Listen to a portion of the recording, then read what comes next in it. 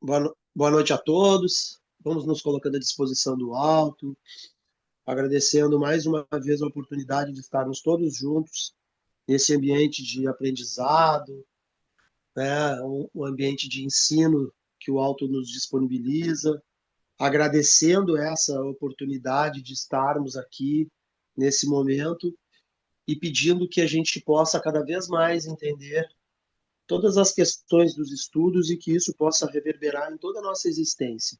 Muito obrigado mais uma vez a toda a egrégora que é responsável por estes momentos. Pai Pai nosso nosso que que estais estais no no céu, céu, santificado santificado seja seja o o vosso vosso nome, nome, venha venha a a nós nós o o vosso vosso reino, reino, seja seja feita feita a a vossa vossa vontade, vontade, assim assim na na terra terra como como no no céu. céu. O O pão pão nosso nosso de de cada cada dia dia dai-nos dai-nos hoje, hoje, perdoai perdoai as as nossas nossas ofensas, ofensas, assim assim como como nós nós perdoamos perdoamos a a quem quem nos nos tem tem ofendido, ofendido, e e não não nos nos deixeis deixeis cair cair em em tentação, tentação, mas mas livrai-nos livrai-nos de de todo todo mal, mal, que que assim assim seja. seja. Vamos lá então, pessoal, seguindo nos estudos do livro Libertação. Hoje nós vamos para o capítulo 8, página 98 do PDF, para quem está acompanhando. Inesperada intercessão. A sala em que fomos recebidos pelo sacerdote Gregório semelhava-se a estranho santuário, cuja luz interior se alimentava de tochas ardentes. Sentado em um pequeno trono que lhe singularizava a figura no desagradável ambiente, a exótica personagem rodeava-se de mais de 100 entidades em atitude adorativa. 2 áulicos, extravagantemente vestidos, manejavam grandes turíbulos, em cujo bojo se consumiam substâncias perfumadas de violentas emanações. Trajava ele uma túnica escarlate e nimbava-se de halo pardo escuro, cujos raios, inquietantes e contundentes, nos feriam a retina.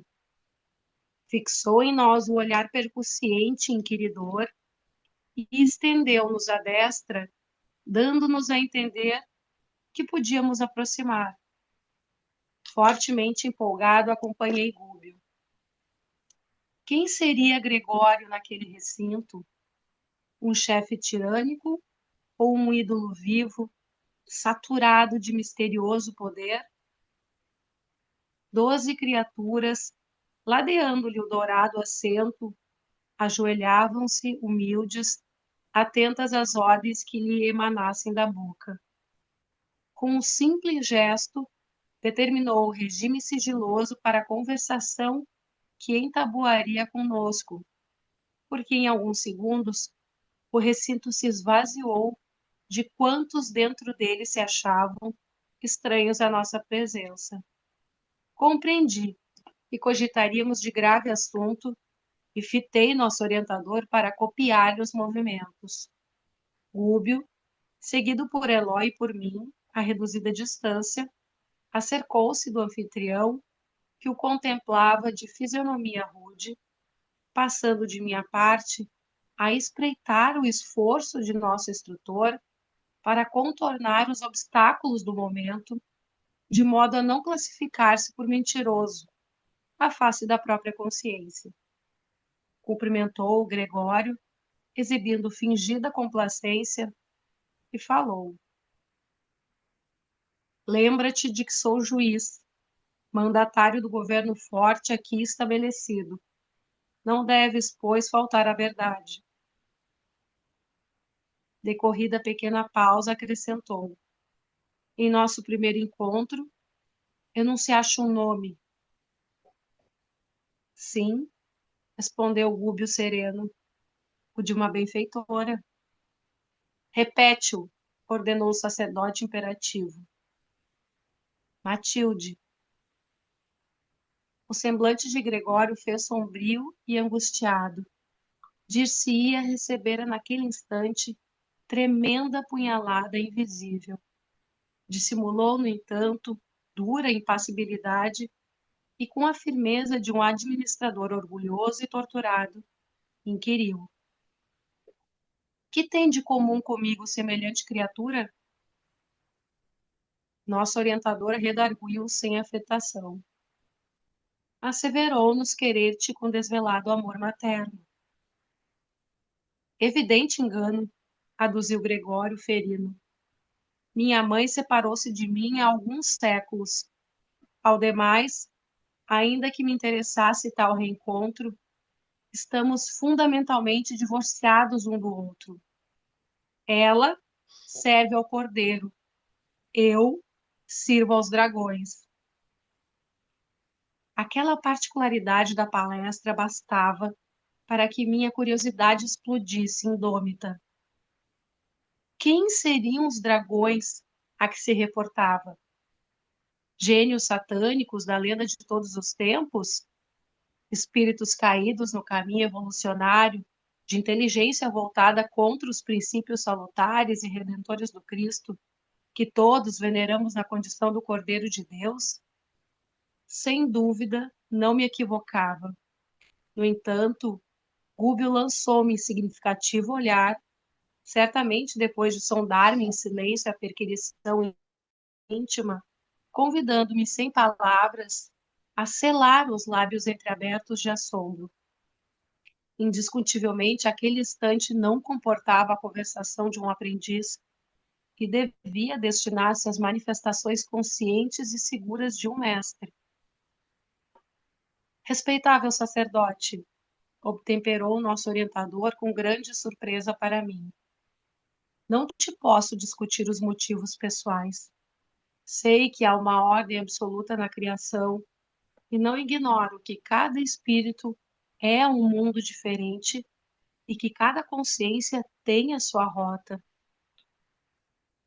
Criticas, porventura, os dragões que se incumbem da justiça? Perguntou Gregório duramente. Quem sou para julgar? Comentou o Gúbio com simplicidade. Não passo de um servidor na escola da vida. Sem eles, prosseguiu o hierofante algo colérico, que seria da conservação da terra? Como poderia operar o amor que salva sem a justiça que corrige? Os grandes juízes são temidos e condenados. Entretanto, suportam os resíduos humanos, convivem com as nojentas chagas do planeta, lidam com os crimes do mundo, convertem-se em carcereiros dos perversos e dos vis. E a maneira da pessoa culpada, que estima longas justificações, continuou irritadiço. Os filhos do Cordeiro poderão ajudar e resgatar a muitos. No entanto, milhões de criaturas, como sucede a mim mesmo, não pedem auxílio nem liberação. Afirma-se que não passamos de transviados morais, seja, seremos então criminosos, vigiando-nos uns aos outros. A terra pertence-nos, porque dentro dela a animalidade domina, oferecendo-nos crime ideal. Não tenho, por minha vez, qualquer noção de céu. Acredito seja uma corte de eleitos, mas o mundo visível para nós constitui extenso reino de condenados. No corpo físico, caímos na rede de circunstâncias fatais. Contudo, a teia que os planos inferiores nos prepararam servirá a milhões. Se é nosso destino joerar o trigo do mundo, nossa peneira não se fará complacente. Experimentados que somos na queda, provaremos todos os que nos surgirem no caminho. Ordenam os grandes juízes que guardemos as portas. Temos, por isso, servidores em todas as direções. Subordinam-se-nos todos os homens e mulheres afastados da evolução regular, e é forçoso reconhecer que semelhantes individualidades se contam por milhões. Além disso, os tribunais terrestres são suficientes para a identificação de todos os delitos que se processam entre as criaturas. Nós sim é que somos os olhos da sombra, para os quais os menores dramas ocultos não passam despercebidos. Ante o intervalo que se fizera, contemplei o rosto de Gúbio, que não apresentava qualquer alteração. Fitando Gregório com humildade, considerou: grande sacerdote, eu sei que o Senhor Supremo nos aproveita em sua obra divina, segundo as nossas tendências e possibilidades de satisfazer-lhe os desígnios. Os fagócitos no corpo humano são utilizados na eliminação da impureza. Do mesmo modo que a faísca elétrica irrompe insofreável a fim de sanar os desequilíbrios atmosféricos. Respeito, assim, o teu poder, porque se a sabedoria celeste conhece a existência das folhas tenras das árvores, sabe também a razão de teu extenso domínio.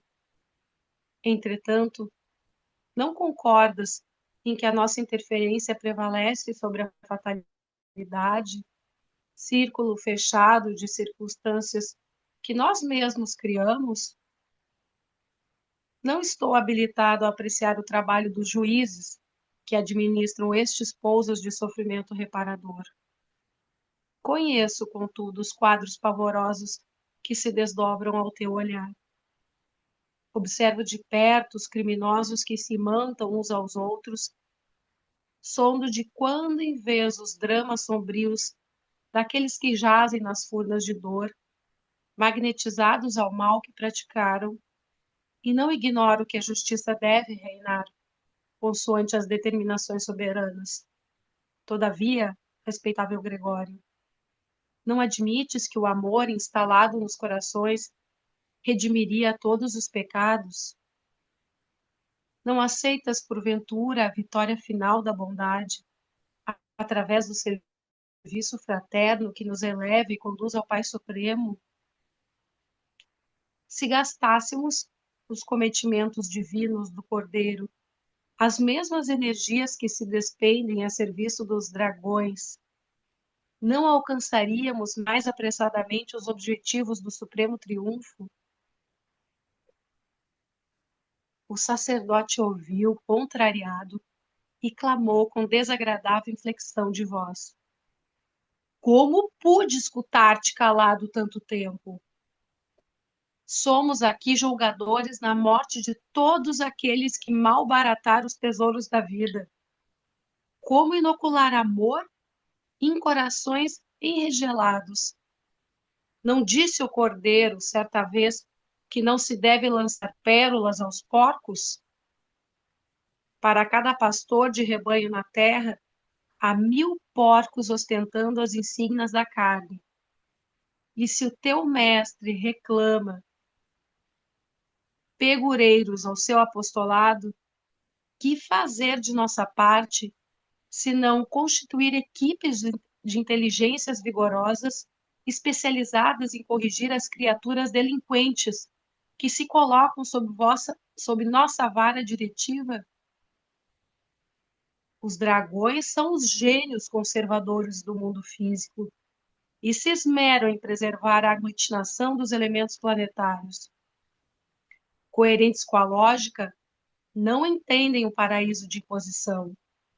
Se o amor conquistasse a Terra de um dia para o outro, desintegrando-lhe os abismos escuros, a fim de que a luz sublime aí brilhasse para sempre, fácil e instantânea, como acomodar nesse clima celestial as consciências de lobos e leões, panteras e tigres, pela extrema analogia que ainda guardam com essas feras, almas essas que habitam formas humanas aos milhares de milhares? Que seria dos céus se não vigiássemos os infernos? Gargalhada sarcástica, estrepitosa seguiu-lhe as palavras. Rúbio, porém, não se perturbou. Com simplicidade, tornou a considerar. Ouso lembrar, todavia, que se nos lançássemos todos a socorrer os miseráveis, a miséria se extinguiria. Se educássemos os ignorantes, a treva não teria razão de ser. Se amparássemos os delinquentes, oferecendo-lhes estímulos à luta regenerativa, o crime seria varrido da face da terra. O sacerdote fez vibrar uma campainha que me pareceu destinada a expandir-lhes as expressões de ira e gritou rouquenho: Cala-te, insolente! Sabes que te posso punir. Sim, concordou o nosso orientador imperturbável. Suponho conhecer a extensão de tuas possibilidades. Eu e meus companheiros, a leve ordem de tua boca, podemos receber prisão e tortura. E se esta representa a vontade de teu coração, estamos prontos a recebê-las. Conhecíamos de antemão as probabilidades contra nós nesta aventura. Entretanto, o amor nos inspira e confiamos no mesmo poder soberano que te permite aplicar a justiça. Gregório fitou o Gúbio, assombrado, à vista de tamanha coragem, e, de certo, aproveitando a transformação psicológica do momento, enunciou com firmeza serena. Declarou-nos Matilde, a nossa benfeitora, que a tua nobreza não se esvaiu e que as tuas elevadas qualidades de caráter permanecem invioladas, não obstante a direção diferente que imprimiste aos passos. Por isto mesmo, identificando-te o valor pessoal, chamo-te de respeitável nos apelos que te dirijo. A cólera do sacerdote pareceu amainar-se. Não acredito em tuas informações, acentuou contrariado. Mas sê claro nas rogativas. Não disponho de tempo para falas inúteis. Venerável Gregório, pediu o nosso instrutor humilde. Serei breve. Ouve-me com tolerância e bondade. Não ignoras que tua mãe espiritual jamais se esqueceria de Margarida, ameaçada atualmente de loucura e morte, sem razão de ser. Escutando o informe, o hierofante modificou-se visivelmente, expressando na fisionomia inquietação indisfarçável. A estranha auréola que lhe revestia a fronte revelou tonalidades mais escuras. Dureza singular transpareceu-lhe nos olhos felinos e os lábios se lhe contraíam num neto de infinita amargura. Tive a ideia de que ele nos fulminaria se pudesse, mas conteve-se, imóvel, apesar da expressão agressiva e rude. Não desconheces que Matilde possui na tua companheira de outras eras uma pupila muito amada ao coração. As preces dessa torturada filha espiritual atinge-lhe a alma abnegada e luminosa. Gregório, Margarida empenha-se em viver no corpo faminta de redenção. Aspirações renovadoras banharam-lhe a meninice, e agora que o casamento, em plena juventude, lhe revigora as esperanças, deseja demorar-se no campo de luta benéfica, de modo a ressarcir o passado culposo. Certamente, fortes razões te obrigam a constrangê-lo ao retorno, porque lhe armaste caprichoso caminho de morte. Não te reprovo, nem te acuso, pois nada sou. E ainda que o Senhor me conferisse algum alto encargo representativo, não me competiria julgar-te, senão depois de haver vivido a tua própria tragédia, experimentando as tuas próprias dores. Sei, porém, que pelo amor e pelo ódio do pretérito, ela permanece intensamente ligada aos raios de tua mente. E todos sabemos que os credores e os devedores se encontrarão, uns com os outros, tarde ou cedo, face a face. Entretanto, a atual existência dela envolve largo serviço salvador. Desposou antigo associado de luta evolutiva que te não é estranho ao coração e reinará maternalmente num lar em que devotados benfeitores organizarão formoso ministério de trabalho iluminativo. Espíritos amigos da verdade e do bem se preparam a receber-lhe a ternura materna. Quais flores abençoadas pelo orvalho celeste em caminho de preciosa frutificação.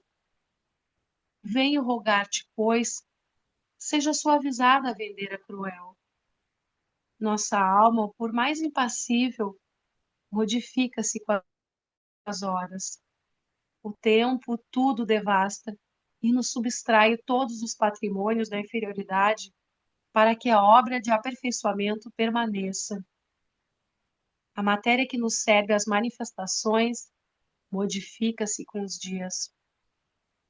E por mais invencíveis que fossem os poderosos juízes aos quais obedeces, não ultrapassariam eles de nenhum modo a autoridade soberana do Todo Misericordioso que lhes permite agir em nome da corrigenda, afeiçoando-lhes a tarefa ao bem comum.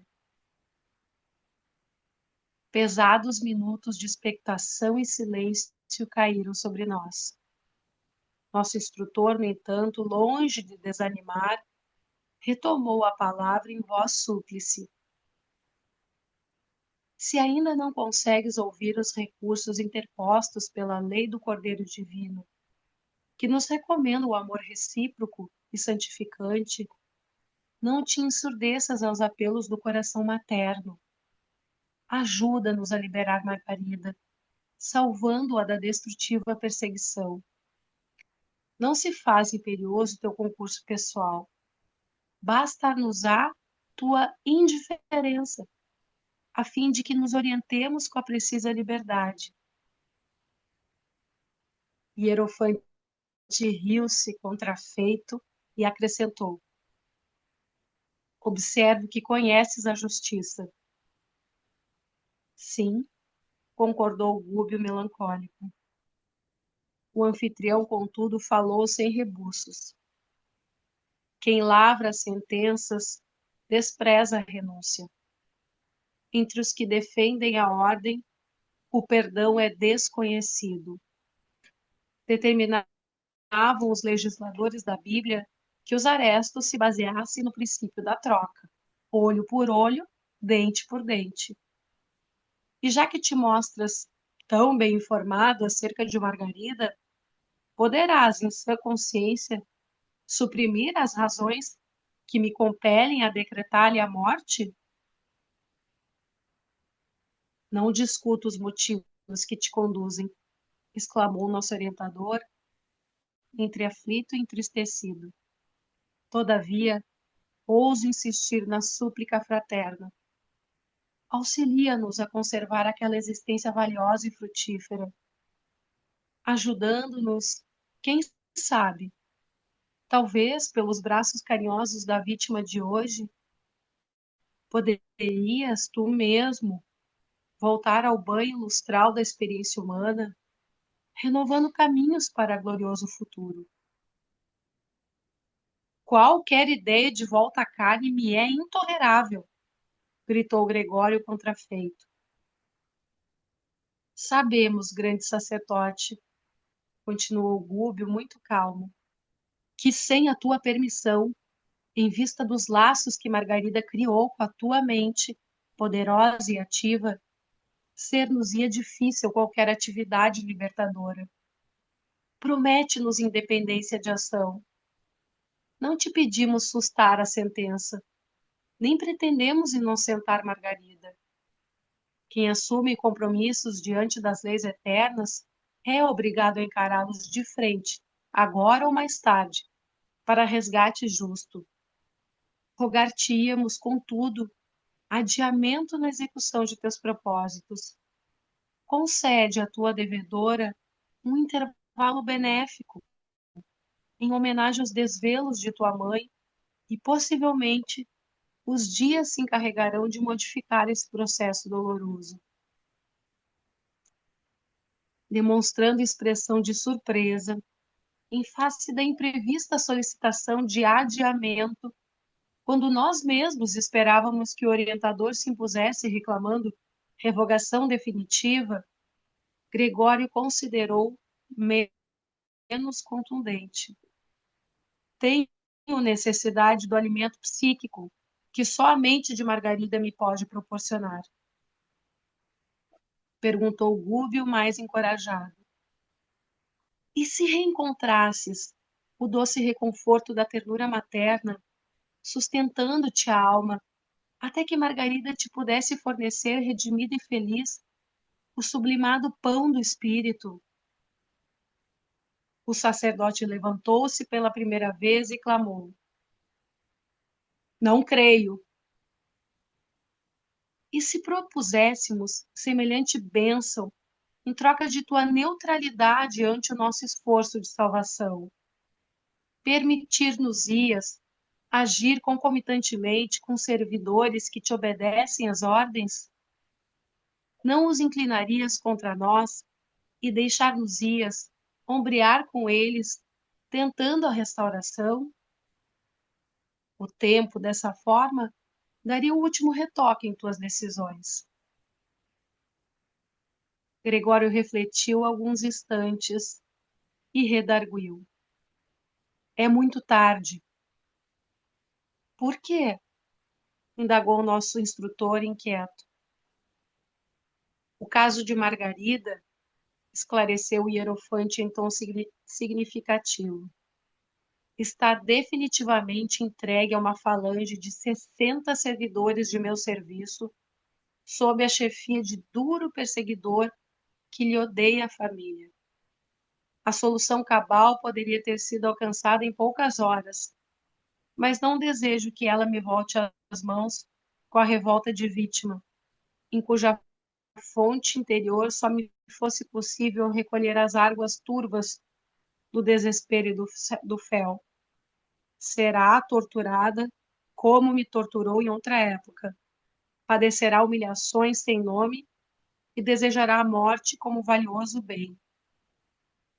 Atingida a rendição pelo sofrimento dilacerante, a mente dela me receberá por benfeitor, amoroso e providencial, envolvendo-me nas emissões de carinho que há muitos anos vem esperando.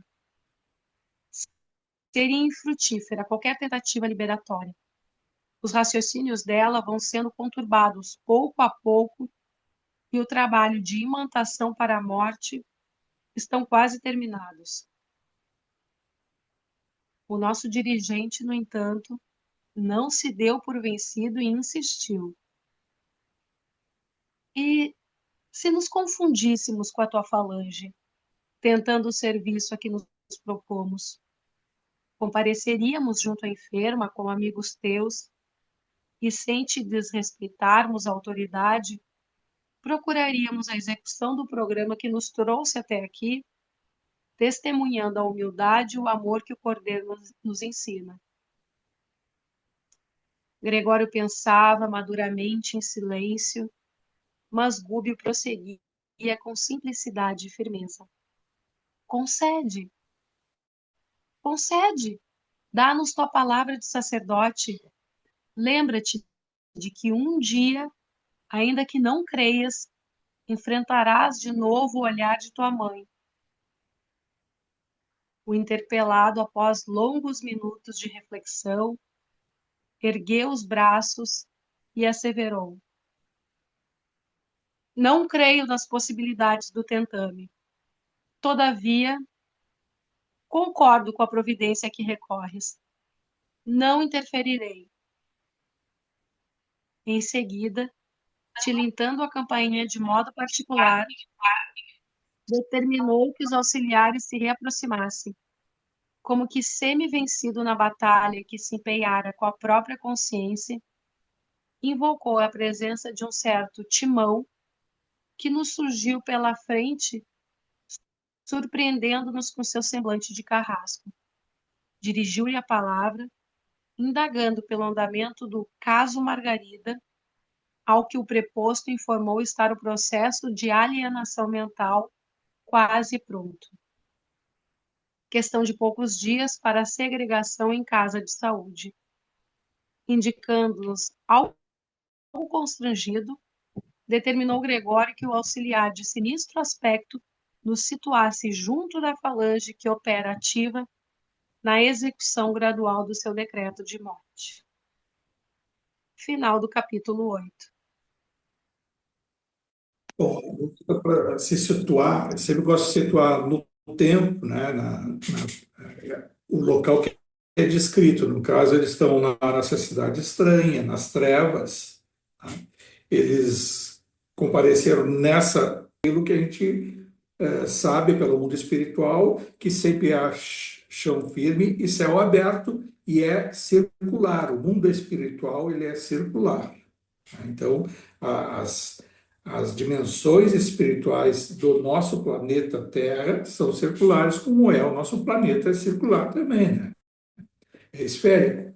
Então, eles lá nessa cidade estranha, têm as vielas, tem as coisas, e tem o palácio. Então, eles foram agora até o palácio, vão ser recebidos pelo Gregório, né? E aí tem algumas questões que a gente tem que pensar assim, a própria obra, e aí já se sabe lá também para o André Luiz, lá naquelas conversas com o Inácio Ferreira, naquela obra que a gente estudou dele, na viagem dele ao nosso lar, em que o nosso lar, ele é em relação a nós aqui, crosta terrestre, ele é o futuro. E o Libertação, eles dão lá um exemplo do passado, é a nossa Idade Média, é medieval. E aí, para a gente não ficar só naquela assim, então foi dito isso pelo mundo espiritual, pelo Inácio, pelo André Luiz. Por que é a Idade Média? Dá para ver qual é a descrição histórica que a gente tem da Idade Média, né, na civilização humana, na crosta terrestre. Não era uma descrição muito parecida com essa que a gente está vendo aí desses palácios, dessas vielas, ou seja, não tem saneamento, não tem, ninguém vê uma descrição dessas cidades das trevas com energia elétrica, lá é iluminada com os fogos, né, colocados em chamas, lá naquelas, aqueles lampiões, aquelas coisas, que era a iluminação pública e dentro dos palácios é por esses fogos, está ali a descrição. Ele diz, olha, vi lá, então, as vestimentas e o Gregório aparecendo com seu séquito, né, de escravos, na realidade, né? Entre aspas, são escravos que seguem a ele como o grande líder nessa. Ou seja, o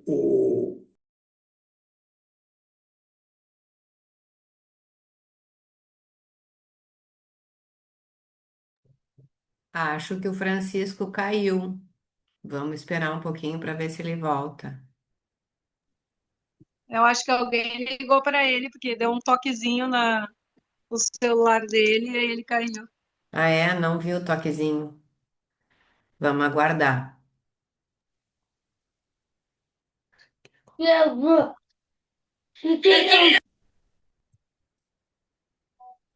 Tá, voltou, Francisco.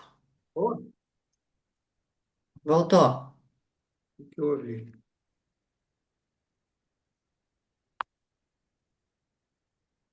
Talvez tenha sido alguém tentando ligar, né? Bom, mas aí então, dando sequência aqui. Então, a descrição, está ao vivo aí, o Carlos, só me dá o toque. Sim, pode continuar. Essa descrição nada mais é do que a Idade Média. A gente vê, então, qual é essa realidade? É o nosso passado e, volta e meia, o nosso presente. A gente falou que durante a noite, né, até o próprio André diz ali, 75% das vezes a gente vai lá para essas regiões, seja em assistência, seja por atração psíquica dessas entidades, desses espíritos. E ali se vê o Gregório dominando, tendo sido o Papa Gregório IX. Esse Papa Gregório IX, ele morreu, ele foi bem longevo, 94 anos por ali, e ele desencarnou em 1241.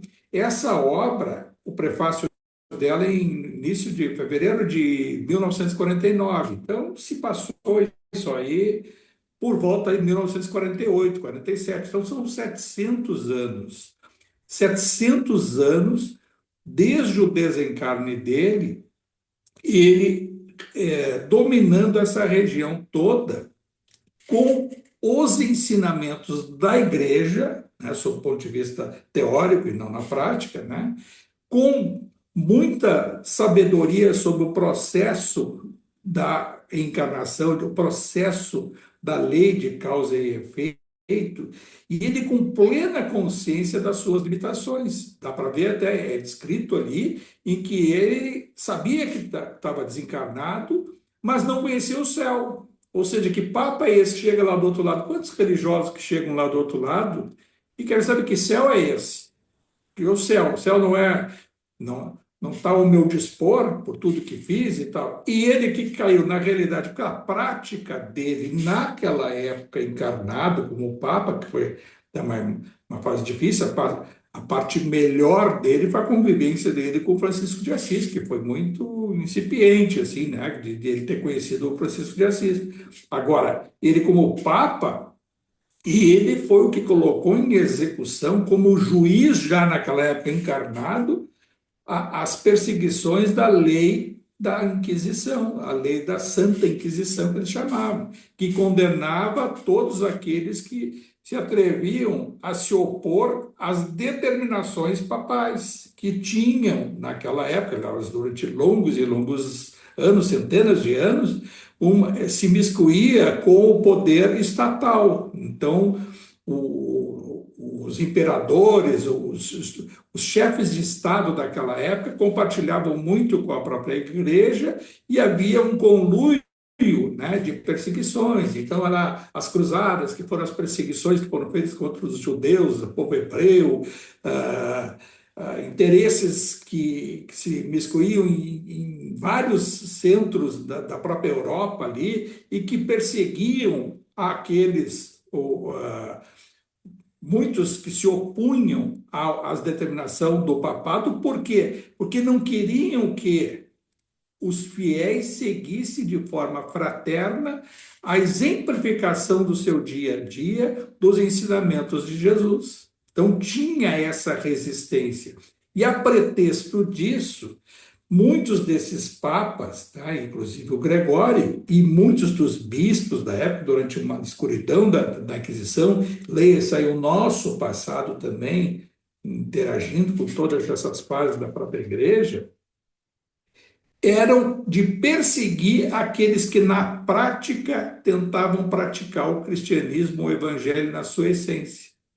Porque eram considerados o quê? Hereges, que iam contra o que era sagrado, contra o que era determinado. E aí uma série de absurdos, né? Então, quem tentava isso e aquilo estava sendo guiado pelo demônio, estava tendo isso. Então, se alguém dissesse, estou tendo uma inspiração, eu orei e pensei em tal coisa, e aí a simplicidade, inclusive, também ofendia a própria igreja, porque a igreja, na época já, inclusive desde o seu advento, foi uma concessão do Império Romano, e por isso se chama Igreja Católica Apostólica Romana, porque tinha uma vocação a se confundir com o poder, e o poder que também dava o poder ao Papa, ao próprio Vaticano, né, Roma, de receber o ouro dos estados, dos países, e com muito mais ouro eles conseguiam exercer mais o seu poder de influência,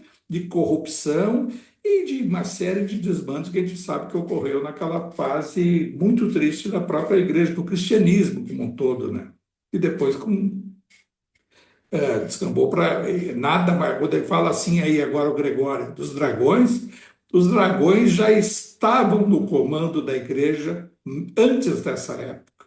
Os dragões, quando ele cita ali, que a Matilde, que aí o Gúbio diz para o Gregório que o espírito elevado de Matilde, que foi sua mãe, e ele silencia, ele começa a se desarmar quando o Gúbio dá a descrição da própria Matilde. E ele, o Gregório, reage. Ele disse: não, ela não pode, não posso me aproximar dela, porque ela serve ao cordeiro e ele serve aos dragões. Veja só, Francisco, não só nessa obra, como em outras, né, que se sabe da figura dos dragões. Pode falar, é o quê? e eu queria entrar nessa linha aí contigo aí, tá? Eu queria conversar um pouco sobre isso. Isso aí já é uma conversa que a gente já vem assim de muitos e muitos anos, de algumas literaturas que tem, né, sobre os dragões, tá? A gente sabe que tem muito misticismo sobre os dragões, né? Né, tem muita assim história sobre isso, mas eu queria até pode ficar um pouco confuso para quem está assistindo recém as aulas, mas assim, ó, com certeza o Gregório é um espírito que já vinha com inclinado a uma postura, né, dessa uma postura mais uma predisposição à maldade, como ele já veio, né? Ele tinha essa predisposição provavelmente antes do nascimento dele. Assim, isso é o que eu estou dizendo, tá? Não sei. Não, Mas é assim. ele Inclusive, ele é pode considerar o próprio Gregório um dragãozinho. isso Tá? mesmo. Eu não quis Porque o citar dragão isso, é mas uma figura que tem até outra, aquela obra da Maria Modesto, que fala dos dragões e tudo, que é uma obra que tu deve ter lido, aquela obra eu dela. li. Não sei se era Não, Os Dragões, ou aquela, o título da não. Maria das Tem os Cravas. dragões do coisa, né? Tem os dragões não, E o próprio livro do do Inácio, né? O segundo dele, no espelho, é, do outro eu lado vou do me espelho. lembrar o nome agora que eu não consigo me lembrar o nome dos filmes, dos livros. Mas é o do Robson Pinheiro. Do Robson Pinheiro, tá? Aqueles que eu li. É Que outro. esse é o que mais se aprofunda sobre os dragões, tá? E com Agora, conversas. é importante a gente saber que o dragão é um É, espírito, um corpo espiritual que até chega até a forma de um dragão. Eles têm cauda. isso, Então tem isso aí. Lógico que esse processo todo, e ele recebe uma influência psíquica de quem principalmente domina o processo da reencarnação. A gente sabe até perfeito. Márcio, né, que aquele, não vou falar o nome dele, ele disse que tem um que lidera aí os pentecostais aí no Brasil e que, na realidade, durante a noite toma forma, muitas vezes, perispiritual de dragãozinho, porque vai lá prestar contas e dá ordens lá embaixo. Isso. Então, ô Francisco, era nisso aí, bem nesse sentido que eu queria. Na realidade, quando se fala dragões, assim, parece assim, que é um dragão que tem inteligência dos filmes, aquele. Na realidade, pelas literaturas que eu já vi, assim, pelas coisas que a gente vem acompanhando nas aulas, assim, né, quando se fala em dragões, são espíritos, né? São muito antigos, muitas vezes são intelectualizados, assim, né, entre aspas, que conhecem, né, os formatos ou a forma, porque não é qualquer espírito que fica 700 anos, né, sem reencarnar, que consegue manter uma certa forma e um entendimento ainda e uma dominação sobre uma falange inteira, né? Então, assim, são espíritos, porque dentro dessa linha aí dos dragões, esse livro do Robson Pinheiro, ele tem uma citação que é muito clara lá, que um espírito iluminado, ele disse para os mentores que estavam conversando com esse espírito mais que era um dragão, eles disseram o seguinte: vamos encerrar esse assunto porque esse espírito intelectualizado das trevas, vamos dizer assim, ele está envolvendo vocês já, né, com palavras sutis, com questões mais delicadas, mas levando eles para um outro formato. Então, assim, mas os dragões, na realidade, são espíritos muito antigos, né? Que têm um certo grau de intelectual, assim, que são espíritos que já conhecem, por exemplo, toda a doutrina espírita, conhecem muito bem a Bíblia, vivem, eles chamam Eles interferiram na vinda de Jesus. Aqueles quando falam isso, do Apocalipse, aquilo ali, nada mais é do que a figura dos dragões. A besta do Apocalipse, todas aquelas. O mundo, a nossa crosta terrestre, ela sempre foi dominada por dragões. E ainda nós isso, temos dragões travestidos Podemos até, cada um de nós, quem vai dizer, eu me lembro quando eu era criança, eu falava da palavra dragão, eu nem sabia o que que era, me arrepiava, assim, me dava uma algeriza. Hoje eu vejo por quê, porque eu acho que tinha acesso a essas informações direto com eles lá e temia, eu tinha um medo terrível de dragão. E eu queria saber o que que era dragão, se era um animal, se era isso, coisa. Aí agora, recentemente, há uns anos atrás, que eu fui conhecer o dragão de Komodo e achei, será que é isso? E a forma é parecida, né? Porque se a gente imaginar assim, claro que os outros rasteja e aqueles outros eles têm uma forma perispiritual diferente. Mas é a região espiritual, nós conhecemos bem essa turma. Servimos a eles, tá? Pelo menos eu pessoalmente servi essa turma aí. E hoje me chamou a atenção no texto, neste texto que está aqui, uma colocação ali do diálogo que tem o Gregório com o Gúbio. Aqui, ó, quando ele fala dos dragões, minha mãe é do cordeiro e eu sou dos dragões, e ele vê a reação do Gúbio, olhou a fisionomia do Gúbio, e o Gúbio demonstrou alguma coisa, mas não disse nada. E aí disse, olhou para ele e disse, criticas porventura os dragões, que se incumbe da justiça? Perguntou Gregório duramente.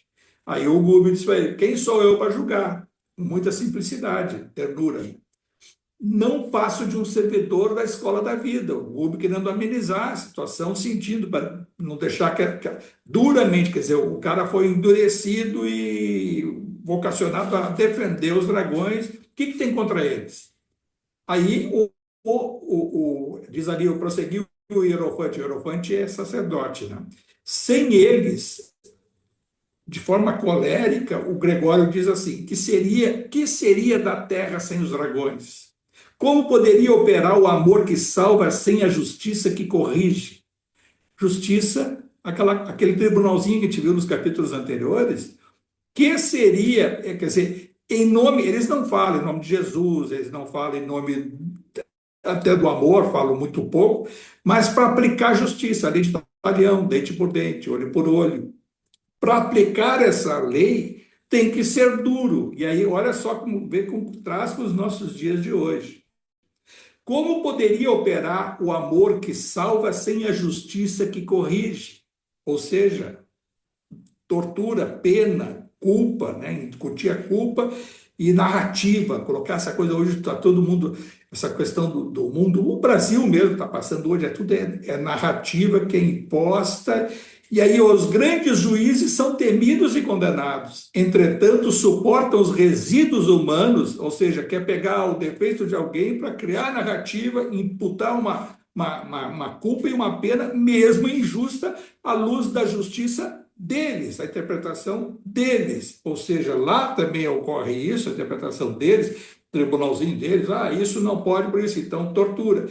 Aí incute na pessoa a culpa e tu se submete. Então vê lá a licantropia, aquela loba lá que reconheceu o erro, externou o ato criminoso que ela cometeu, incutiu nela a culpa e sintonizou com a pena. Ou seja, não dá o tempo fraterno aquele de se auto-perdoar e perdoado. Vou trabalhar como? Como reparar? Como se arrepender? Entendeu? Então, é muito interessante esse texto, claro que te lê isso aqui na corrida, não percebe, mas vai ver assim, olha, a lei que é aplicada de acordo com a concepção que eles têm. O Gregório dizendo a concepção dele. E ele acredita piamente naquilo ali. Ele acredita, ou seja, eu não sou do cordeiro, eu fracassei. Deve se sentir, fui um papa fracassado, fui um cristão fracassado. Mas então vou ter que criar a lei em nome desse amor, em nome do cordeiro, porque quem fez o mal, como muitos que ele assistiu e até dominou, e ele não se considera o mal que ele fez, ele está sempre aplicando a lei. Então, ele está sempre ocupado em julgar os outros e não se julgar. Vejam só, por isso, passado os 700 anos, para nós parece uma enormidade, mas quem fica cristalizado e domina esse processo, e há pessoas, por exemplo, que passam a encarnação toda num processo de adormecimento, de praticar o mal ou às vezes até para de praticar tanto mal, mas não quer olhar para trás pelo mal que já praticou. E vai se ocupando, e vai se ocupando, e vão passando os tempos, 50 anos, 60 anos, 80 anos, alguns 90 anos, vai até mais, e desencarnam. E acabam cristalizando uma situação que não quer tirar a pedra de cima. É esta máscara que um dia a gente vai ter que tirar, e não importa o tempo, não importa a encarnação longeva, não importa se é do outro lado, vai chegar dormindo e vai dormir bastante, até depois ser atraído a uma reencarnação e continua meio que dormindo e tendo alguma sensação, até que tem, em nome do alto, em nome da luz, aparece um Búbio, uma Matilde, um vínculo nosso afetivo que vai nos dá essa condição de a gente despertar. Então, esse relato que dá do Gregório com o Gubbio sobre a figura dos justiceiros, né? A gente vê assim a realidade no Brasil, essa coisa essa bipolaridade que está aí do um contra o outro, a gente vê assim, na essência, não se vê a razão absoluta, existe uma coisa, e aí se vê assim, enxerga um domínio de dragões que estão nesse nosso mundo hoje, tá? Ah, com a máscara, como se fossem os homens da justiça, como se fosse em nome disso, em nome daquilo, e até aqueles que agem em nome do bem, muitas vezes ficam ocultos nessa situação, às vezes até um pouquinho de omissão de alguns, né?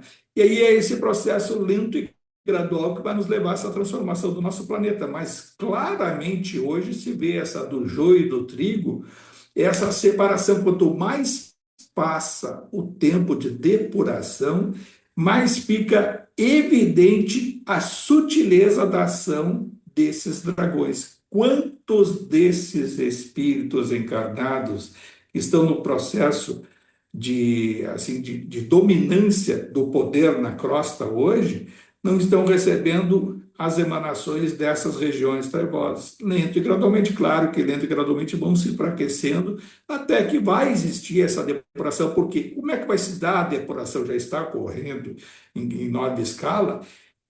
Quando o retorno para essas áreas, o processo de exclusão, porque nem mais essas áreas, essa descrição que dá ali do Gregório, provavelmente até essas localidades já estão se saneando na crosta terrestre espiritual inferior, ou seja, esse mundo espiritual está se saneando, que já não vai ser para esses que vão largar a carne, o corpo físico aqui pelo desencarne, ao retornarem serão atraídos a outras áreas, não terão mais uma chance logo de reprogramar reencarnação na Terra, ou atraídos psiquicamente diretamente ao reencarne aqui, e sim em outros orbes, em outras faixas vibratórias espirituais. Isso fica bem claro, gente. Claro que quem tiver assim, ouve isso, e sem ter outra base, né, filosófica da própria doutrina espírita, tem dificuldade de compreender. E de compreender, inclusive, isso, como é que o Gregório fica 700 anos com plena noção de estar no mundo espiritual, e domina todas essas técnicas de manipulação dos fluidos, das energias, e tem pleno conhecimento da lei de causa e efeito, e aplica essa lei à sua vontade, mas sem revogar a própria lei. Fez, vai pagar. Só que falta no meio o quê? A oportunidade do perdão, a consciência de ter errado e de planejar uma reparação. E isso, na visão deles, desses justiceiros, desses dragões, isso é inadmissível. Então, a autoridade judiciária dessas áreas espirituais, elas têm o grande objetivo é de conter o mal e punir os culpados, ou seja, incutir o mal praticado, consciência do mal e já punir. Não dá aquela capacidade de pensar, de reparar, será que eu fui fazer isso e tal. Tanto cada item, cada se a gente for assim, juntar com outras coisas que já se estudou, né? E que ele mesmo diz assim, ele nunca teve a oportunidade de vivenciar o próprio céu, aquele céu religioso, né? Que a própria a igreja, né? Vislumbra, né? Que seja daqueles escolhidos, está perto de onde é que está Deus, onde é que está Jesus, onde é que está a luz, onde é que está todas aquelas figuras celestiais que nós somos invocados pelos princípios religiosos de sentir, ele nunca conseguiu vivenciar isso. Por quê? Porque foi um dominador, mas chegou lá com consciência de que era um dominador, já que não tem céu, é aqui mesmo que eu vou, então, continuar exercendo meu poder, e é claro, inserindo as regras, as leis daquela localidade, daquela cidade estranha, no mundo das trevas. O Gúbio utilizou o que aí nesse envolvimento com o Gregório? As mesmas técnicas fraternas que se usa nas correntes mediúnicas. Eu mesmo, na parte prática, eu me lembro de muitas e muitas vezes de ter dado passagem a espíritos, né, de entidades lá de baixo, e aí são essas emanações da corrente que vão enfraquecendo a entidade que tem um propósito, ela quer se impor logo que vem, dizer o seu poder, e que não aceita isso, não aceita aquilo. Quando o ambiente da corrente é de amor sincero mesmo, a entidade ela tenta raciocinar e se impor perante a corrente mediúnica, e claro que aí depende às vezes da firmeza do próprio dirigente, né, e conhecimento, ter sensibilidade e percepção espiritual do que está ocorrendo, a entidade vai se enfraquecendo e vai caindo em si. E às vezes lá do lado da corrente nem está percebendo, há outros espíritos na corrente, né? Espíritos fraternos, espíritos afetos, aí um Gúbio, um André Luiz mesmo, ou seja, que for um parente, um familiar, uma ligação psíquica com aquela entidade vociferante que está ali se revoltando, e ela passa a se enfraquecer, e por essa presença, que a corrente nem percebe muitas vezes, a grande maioria das vezes, ele começa a receber as emanações, e essa entidade, esse amigo espiritual dessa entidade, né, equivocada nos seus erros, utiliza as energias da corrente para emanar fluidos, energias ao corpo espiritual, ao perispírito da entidade que está sendo ali assistida. É muito bonito esse trabalho, mas é fundamental a gente ler e ver isso aqui, o que fez o Gúbio com o Gregório. Envolveu ele com energias de amor. E aí chega uma hora, o que disse o Gregório para o Gúbio? Como eu pude te escutar por tanto tempo calado? Quer dizer, chegou uma hora, o Gúbio falando, ele calado, ouvindo, e aí daqui a pouquinho ele cai em si. O quê? Eu, poderoso aqui, ouvindo esse cara? Que isso? Como é que eu fiquei calado? A hipnose. É a hipnose do amor, a hipnose das palavras fraternas que desarmam aquela entidade ou aquele espírito, aquela situação, e aí é o poder da oração. Isso nós, estou vendo uma obra, e aí a corrente mediúnica, na nossa vida, no dia a dia, podemos e devemos usar essas técnicas, esses princípios. É o pensamento elevado, a irradiação do desejo de luz, de mandar luz. Quando nós estivermos dormindo ou até desencarnados já, foi atraído a uma área, pensa na luz e manda a luz para a situação. Mas se aproximou uma entidade, eu fiquei com medo. Qual a outra técnica que fez o Gúbio e o André e o Eloy? Em momento algum eles fraquejaram porque não tiveram medo. O medo é uma das amarras que nos faz cair muitas vezes e que faz com que a gente tropece na vida. É o medo da situação. A gente recebe uma notícia de um diagnóstico de uma possível doença, passa a ter medo, já baixa a vibração, já se instala um processo psíquico de fomentar mais e mais aquele diagnóstico, quem sabe descambar para realmente uma própria doença. Quando a gente está diante de um desafio profissional, está lá, será que vai dar certo isso, aquilo, medo, receio de demissão, de derrocada, sentir o medo nos deixa para baixo e nos deixa mais vulnerável àquela situação que possa se instalar. Isso em tudo, em todas as coisas. Como não ter medo? É difícil porque é uma questão que é inerente à individualidade humana pela nossa imperfeição. Mas como enfrentar o medo? Pensar na luz naquele momento. Pensar na hora em eu, a referência que eu faço assim, eu penso em Jesus. Penso em Jesus. Olha, qualquer situação, está lá, risco de ser assaltado, risco de dar errado, isso. Pensa em Jesus na hora, alivia, alguma coisa pode acontecer, mas o impacto vai se amenizar e ameniza bastante, né? A situação mais complicada é Jesus, chama Maria de Nazaré, luz, e luz enfraquece aquela situação. Faço esse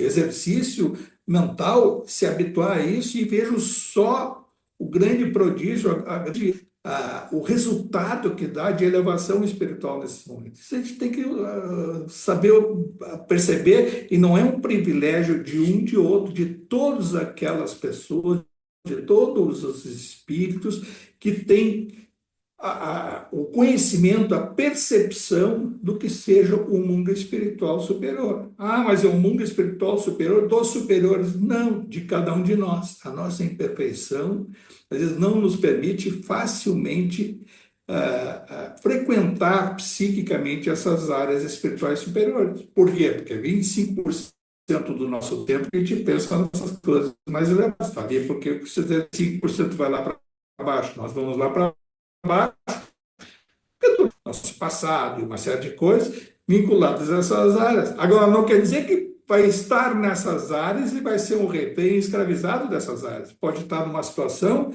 de auxílio, como essa de muitos dos espíritos que estão lá em auxílio, em aprendizado, ou ocasionalmente, não quer dizer, vai sempre estar lá, fez uma viagem, foi até lá, não é muito bom, mas leva a sua luzinha para lá, leva a vontade de transformar aquela coletividade de libertação. Bom, avançando um pouquinho mais, então, o Rubio, o Gregório tem esse diálogo ali, né? E é invocada a figura da Matilde, e o Gregório chega ao momento de dizer assim, olha, os dragões significam, né, a justiça e é o caminho para... Chega até a falar a prática do amor, mas a influência humana nossa, da crosta terrestre, nós aqui encarnados, dos dragões, é muito grande. Ela é porque os nossos vínculos de passado e de situações que deixamos para trás no nosso inconsciente, que não é importante saber o que, tem ligações com esses espíritos. Muitos desses espíritos estão em tarefa aqui, como te viu aquela moça lá que está lá, recebe a orientação nessas regiões durante o desdobramento, porque o marido estava sendo bonzinho, estava procurando, e ela recebe uma outra orientação. Vocês acham que não há dragões que mandam mensageiros para que a gente não siga essa trilha de procurar se transformar, de melhorar a sua vida, de vinculação ao Evangelho? Claro que existe, ela é ativa. Nós dizemos assim, isso é com os outros, não é comigo. Cada um de nós recebe essas influências e é o momento, às vezes, que a gente fraqueja, é o momento que às vezes, a gente é recaída, é o momento que a gente dá mais atenção aos o nosso cansaço, a nossa dor, o nosso desânimo, a nossa tristeza, e onde há tristeza, então, vou evocar mais o que deixou ele triste, então. E aí age até psiquicamente através dessas regiões ou dos seus mensageiros. E aí como é que eles vão entrar? Vão entrar se a porta estiver aberta, a porta psíquica estiver aberta. Então isso a gente tem que saber que não é do outro mundo ter a influência deles, são irmãozinhos nossos, né, que não compreendem. E se há essa influência, e a gente percebe, às vezes percebe claramente essa influência, pelo menos eu percebo nitidamente em algumas, né, situações, de pensar em mudar o padrão vibratório, muda o pensamento e manda luz para esses possíveis, né, agentes dessas falanges equivocadas das regiões umbralinas e trevosas que agem no nosso dia a dia. Chega aí um momento em que o Gregório, quer dizer, o Gúbio, fala da Margarida. Quem é a Margarida? A Margarida, ela foi, numa encarnação, né, distante, lá não fica claro quando, foi filha do Gúbio. Ela foi filha do Gúbio e teve relacionamentos, provavelmente naquela fase de papal dele, e depois no mundo espiritual, relacionamento amoroso com o homem. Então, ela foi filha do Gúbio e foi parceira, amante, né, do Gregório. E o Gregório exercia sobre ela um poder muito psíquico, muito forte. E para ele, ele disse que a necessidade do alimento psíquico da Margarida é que satisfazia ele. Ou seja, e ela muitas vezes fica subentendido, ela rejeitou em algumas oportunidades a aproximação do Gregório. E aí ele o que fazia? Torturava. E aí a ação dele obsessiva de desencarnado contra desencarnado e ocasionalmente, como no caso presente ali, encarnada. Ela encarnou e estava tendo, né, a sua vida, o propósito dela, das ligações, inclusive através do GUB, fica da Matilde também, uma situação coletiva, né, de resgate ou de propósito de resgatar o espírito da Margarida, e ela, em dominação psíquica do Gregório, estava sendo levada a um desencarne por loucura naquela encarnação presente. E aí vejo uma coisa impressionante quando o Gregório diz, não, aí eu, claro, o Gúbio tenta, usando a hipnose, amor, fraternidade, palavras, né, que permeavam o seu pensamento, e aí ele disse, mesmo que eu queira, eu não posso mais, porque ela já está entregue a mais de 60 perseguidores sob as ordens dele, ou seja, obsessores que estavam realizando uma tarefa sob a encarnada Margarida de deixá-la louca, ou seja, atormentada mental, psiquicamente, né, atordoada, e já ia ser levada a uma área, uma dessas, né, casas de saúde mental, e que provavelmente lá ia receber medicações, né, aí se ser levada ao processo do desencarne que já era próximo, que a gente vai ter sequência agora nos capítulos, que é o próprio comandante lá, o Saldanha, que chefia toda esse 60. E aí o Gúbio pede para ele, eu só quero a tua omissão, não precisa agir, só a tua omissão. Deixa que a gente possa realizar ter a nossa interferência para resgatá-la, para salvá-la, mas que tu não hajas. E aí ele anuiu, ele, né, concordou. Aí o Gregório passa a concordar e ele deixa bem explícito que ele tem a necessidade do alimento psíquico da Margarida. Quantas pessoas não têm uma dominação sobre o outro e que precisam se alimentar da presença do outro? Claro que há processo equilibrado de fraternidade, de amor, que não é um grau de dependência, mas de se sentir afetivamente próximo de alguém por prazer, né? E esse prazer como querendo tão bem que aí é o amor verdadeiro, e não de dominação, de subjugação, que passa a ser uma relação obsessiva. Então é isso que tem o Gregório com a Margarida, que a gente vai ver com a libertação dele depois, e aí a coletividade, quantos espíritos não foram juntos nesse processo de libertação dele. E é importante que a gente saiba que esse processo obsessivo, né, que está ali da Margarida em relação a ele, quantos casos no mundo dos encarnados, da nossa crosta terrestre, quantos não tem, são vítimas desse processo e que às vezes a gente não entende, e quantos já não tiveram em atendimentos espirituais, né, tanto o paciente encarnado, como vindo ali, e aí com familiares, com processo, né, de obsessão no campo mental agudo, que não vão também se resolver durante a encarnação, mas que são aliviados durante um processo de atendimento numa corrente mediúnica, e muito mais quando o grupo psíquico envolvido entre encarnados e desencarnados, daquele paciente, daquele grupo de espíritos, sejam eles do lado ou de outro, de mudança do comportamento através de novas vibrações, novo pensamento, novas atitudes. E é isso que vai fazer libertar.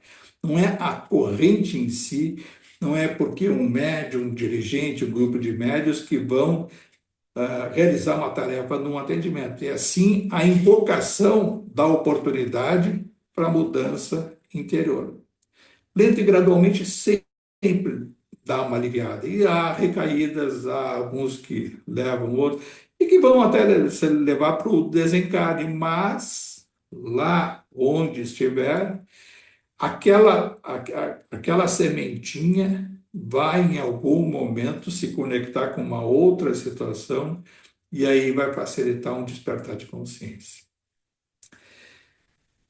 Muito interessante todos esses assuntos e muitas das coisas, mesmo que cada parágrafo que a gente pegar e juntar com outras situações, essa mesmo nossa da prática das correntes mediúnicas, né, dos nossos trabalhos, quantos Francisco, médios esses trabalhos e não nem sabe o que está ocorrendo ali, e não sabe o quanto que é rico esse mundo espiritual presente nas correntes mediúnicas. Quem quer falar? Flávia, eu achei interessante ali que a gente estava falando da abordagem do Gubbio, né, nesse lado assim mais da hipnose que ele foi envolvendo o Gregório. Eu achei interessante assim que foi muito sutil, mas em nenhum momento na conversa do Gubbio ele julgou o Gregório, né? Ele envolveu o Gregório, e eu acho que isso serve para nós de inspiração numa corrente mediúnica na hora de uma conversa, né, com o espírito sofredor. Em nenhum momento ele julgou o Gregório, né? Ele disse: "Ah, eu entendo o teu lado, não estou aqui para julgar, não sei o tamanho da tua dor", e aquilo acho que foi desarmando, né?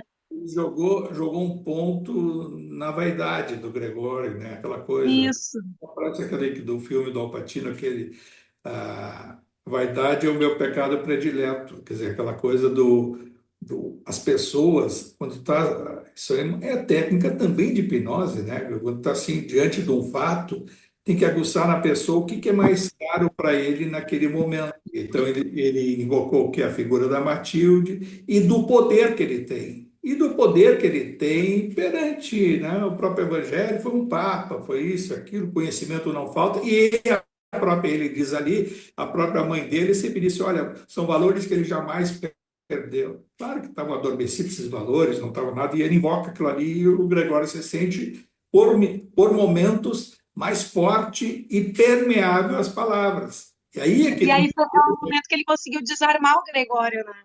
Exatamente, foi num primeiro momento ele disse: eu não sei até que ponto, como é que eu fiquei tanto tempo ouvindo essas coisas, e aí chega a insinuar que vai chamar os guardas, alguma coisa para tirar. Não, eu sei que tu pode, ao leve toque, levar a tortura e prisão, e isso e aquilo. Mas ele sabia o que estava fazendo, porque ele não estava tendo medo. Medo, vícios, a gente tem medo, a gente se enfraquece diante da necessidade de superar obstáculos, dificuldades. Medo, procurar não sentir medo. Está dormindo, está em desdobramento, está lá tendo um sonho, alguma coisa, levando isso: eu não vou ter medo, não vou ter medo. Primeira coisa, neutralidade e pensar em luz, manda luz para aquela situação, luz para aquela situação. Acordou, não está bem, vai, pesadelo, luz, obrigado por estar aqui, está conta e tal, tal. Isso se esse exercício for, né, de uma forma habitual no nosso comportamento, muda, modifica, transforma a nossa vida, transforma a nossa individualidade, seja onde quer que a gente esteja, aqui encarnado, desencarnado, desdobrado pelo sono, seja a situação que for. Francisco, parece que a característica de um espírito que tem um pouquinho mais de conhecimento, tipo Gúbio, Tipo todos que a gente já viu aí, Caldeirão, enfim, eles parece que eles sabem da imperfeição, é quando eles têm certeza que eles ainda são espíritos imperfeitos, né? Eles se colocam sempre abaixo, né? E eles se colocam numa situação de não julgar, porque ele tem certeza que ele está muito longe ainda, né, de ser um espírito sublime, né? Eu acho essa parte muito legal, que quando a gente sobe é quando a gente se coloca muito abaixo, né, dos outros, É, né? eles têm noção de tempo e espaço também. Aí que a gente É, está vendo aí, de 700 anos. Pega o Rubio 1000 para trás. Era um de nós. Né? Pega 1000 anos para trás, então aí a gente entende quando diz assim o excesso de assim, até de modéstia do Chico Xavier quando ele dizia eu somos cisco e tudo. Ele não estava enxergando, percebendo o João Evangelista, Francisco de Assis, nem lá o Platão, mas estava lá pegando realmente lá 2, 3 mil anos para trás o que foi lá no Egito, foi um faraó, foi isso, teve aquelas vivências e aí se buscar, a gente se sabe de uma que ele conta, fora da crosta terrestre, de Capela, num daqueles planetas que teve até vivência lá com o Bezerra de Menezes e tudo. O Bezerra estava de um lado e ele estava do outro, os dois eram poderosos lá e se autodestruíram lá num planeta desses que é mais avançado tecnologicamente do que a Terra hoje. E se autodestruíram lá, segundo isso aí, ele contava, cerca de 6 mil anos antes. Ele não só que a situação que, mas aí teve esse processo, não, aí vieram, por isso que aí se chama o espírito capelino, não veio na mesma missão, veio para começar o processo todo de reparação. Tinha conhecimento intelectual, tinha isso, mas tinha um comportamento moral equivocado de usar o poder de alguma coisa, de autodestruição, dominação e assim por diante.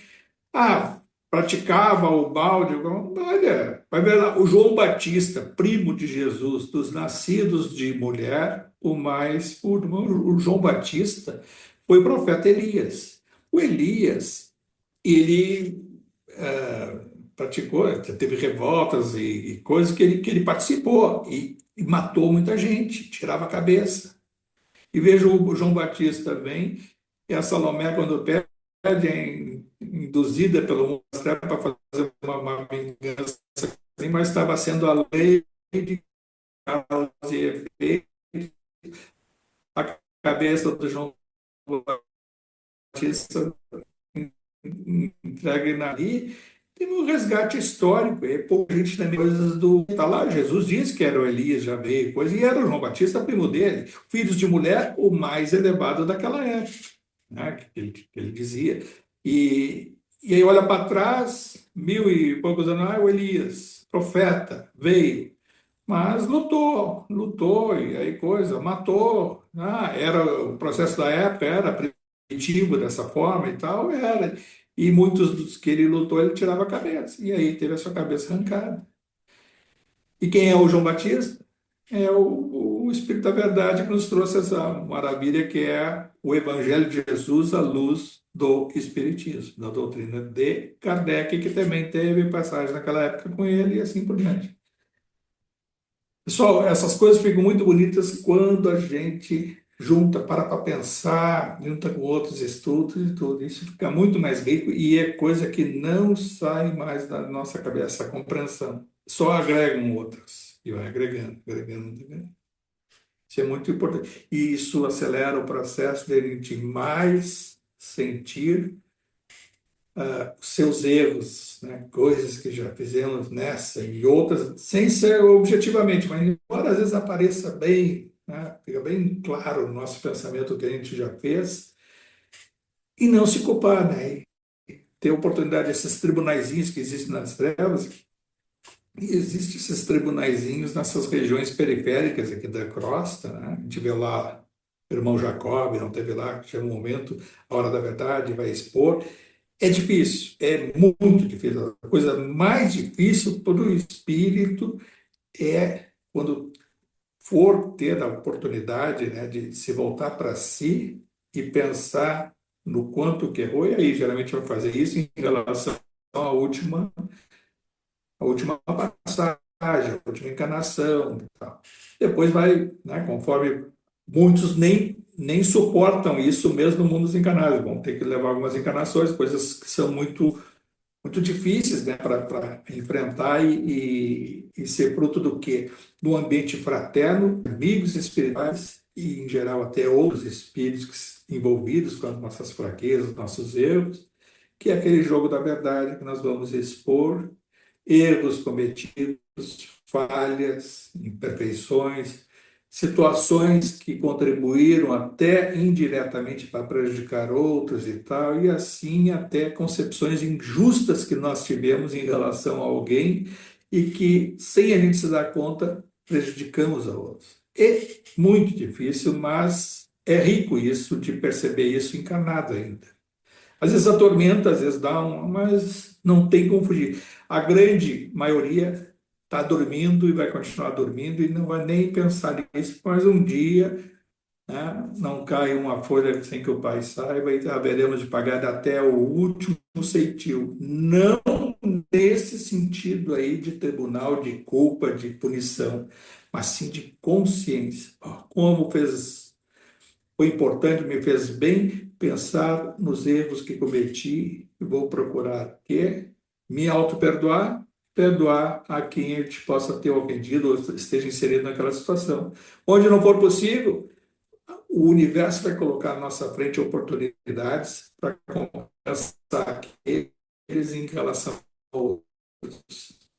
É muito isso, é a parte bonita, né, que alivia e muito o espírito.